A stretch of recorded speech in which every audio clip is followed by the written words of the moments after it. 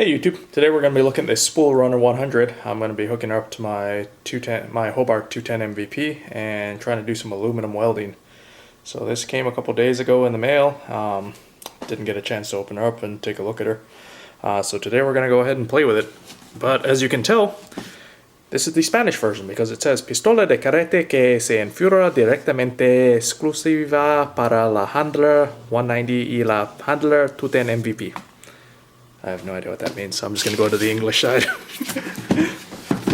Oh, okay. Direct plug-in school gun exclusively for Handler 190 and Handler 210 MVP. That makes more sense. So we're going to open this up and see what's inside. I hate these little things. Okay. Come on, there we go. So it comes with a nice little case. Nice little plastic case. It's kind of a good surprise. I thought it would just come in a cardboard box that you'd have to just open. Alright, we've got our obligatory owner's manual. I'm sure this will tell me how to set everything up. Looks like we have the gun itself. And what is this? Oh, it's part of the gun. And this is the consumable package. So contains three, I don't know if you guys can read that, 3.035 tips, 2.03 tips, one nozzle, one drive roller, one push roller, one hose clamp, and 2 O-rings. Cool. No idea what all of those do, but O-rings, tips, nozzle, more tips. Alright, so I guess we'll figure out how this goes together in a bit. So, oh, duh. Alright, so apparently it's strapped down to this well, that's actually kind of nice. Let's see if we can actually open this up. Oh, that's pretty beefy.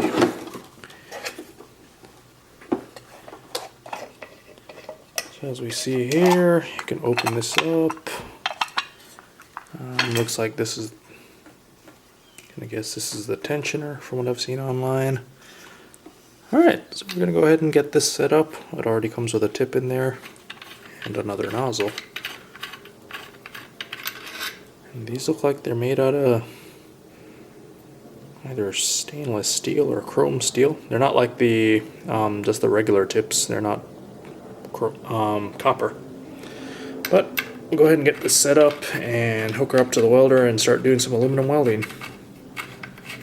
So that'll be fun.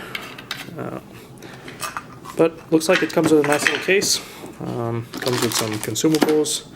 And apparently you strap the gun down inside here so it doesn't move around. So try not to rip your gun out when you open this thing up for the first time. But we'll go ahead and stop the video here, get this hooked up to the Hobart, and start doing some aluminum welding. Alright guys. Okay, so we're going to go ahead and try to install the aluminum wire in this Spoolrunner 100. So first things first, I think we have to take off the cap. So we'll put that off to the side, and we'll take off the tip. And let's see, then we'll unscrew the plastic housing, move that off to the side. We're going to be using some 4043 today, so get some pliers.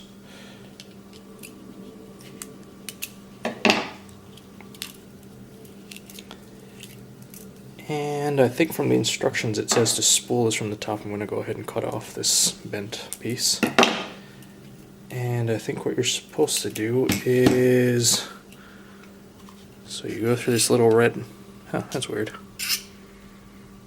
Hopefully that's supposed to happen. I think that's the liner, but we're going to put that off to the side. You go through this little red piece right here, wait until you hit the drive rollers. I think you have to press this little red button here to disengage the drive rollers. I think you'll see it here. And hopefully the wire should go through easily. There we go. Well, not really. I probably bent the heck out. Yeah, that's pretty bent. Let me try to straighten this out before I put it in.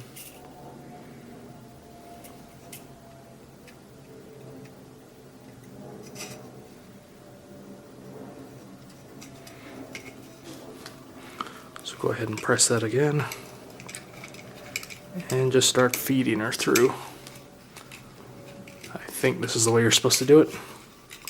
Okay, so we got the wire coming through the tip there. Replace the liner over that. And I'll keep feeding this through. Put the tip on.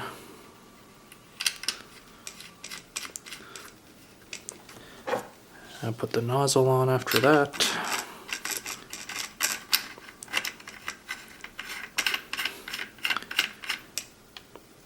Okay, now comes the... So we'll go ahead and wrap on this spool. This wire is really soft. Wow. Okay, so we want to feed the wire from the top, obviously. Otherwise, I don't think it would work. So let me tighten that up a little. Tighten down the tension knob. And I think just hand tighten it so it's got a little bit of tension, but not too much. And then we'll go ahead and line this up.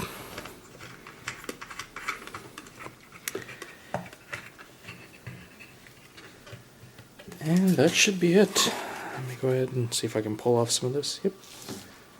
Pulls out pretty easily. I'll go ahead and snip that off. We'll connect this up to the welder and get the gas hooked up. And I think we have to change the polarity to DC. Is it positive or negative? Now, I'll look in the manual and we'll set everything up. But for right now, I'll go ahead and get this attached to the welder, hook up the gas, and we'll get started. Okay, so we've got everything hooked up. As you can tell, it's pretty loud in here. The Hobart's running. It's on DC electro positive. The spool gun's all hooked up. The argon's hooked up. I cleaned up this little test piece of aluminum. Went ahead and scrubbed it down with a stainless steel brush, and we're just going to do a quick test on this. So let me get the spool gun and we'll go ahead and start welding.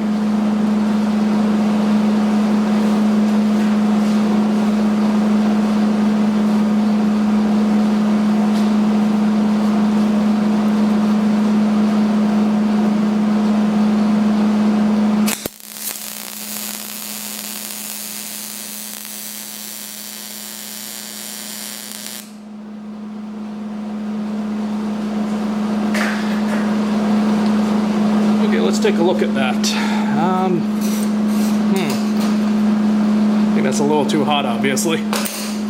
So, let's see. I'm going to turn that down a notch. The wire feed seems like it's okay, but yeah, that seems like it's a little too hot. So let me go ahead and adjust the welder, and we're going to try that again.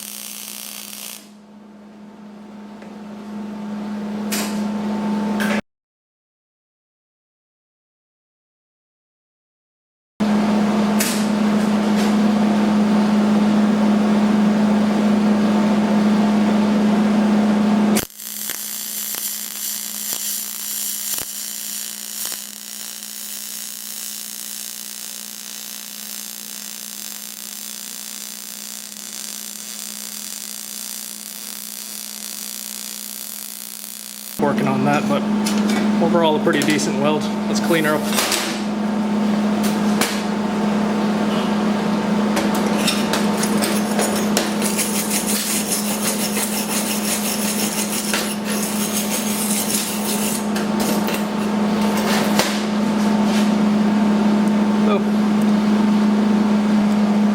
Alright, as you can tell, I've been practicing a little with this spool gun. As is obvious from the random pile of crap sculpture that we have in front of you. I think I've gotten the settings to the point where I can make a decent weld with it. Sometimes I get a little bit of black smoke. I think that's just me angling the gun wrong, so it's going to take some more practice. But let's see if I can actually do this on camera. So what I started doing was actually cleaning up the metal with sandpaper instead of just using the little wire brush. This is stainless steel, but I think in order to get rid of most of the oxide layers, like the sandpaper works a little bit better. For like some really clean welds, I started using acetone, but I'm gonna go ahead and see what happens when I don't use acetone here and just basically use just the sandpaper. So let's see what happens.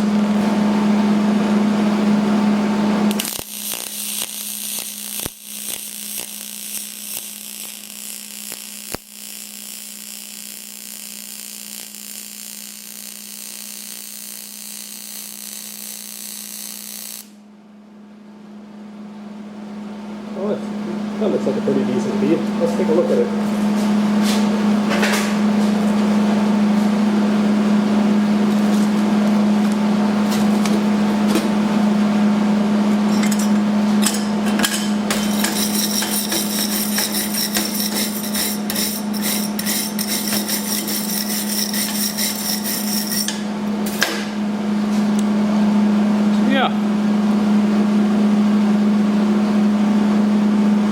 Pretty good from my standpoint. Obviously I need to start working on, backfilling these little craters. Obviously cratered out a little, but I think I'd be happy with that weld. I just need to keep practicing a little bit more. Hopefully I can make something decent, but the spool gun seems to work pretty good, so I'm happy with it. I think they cost like $200 online. I got mine as a Christmas present, and it's been sitting there for a while, I guess. So, that being said, I think I'll keep practicing this, and you guys have a good one.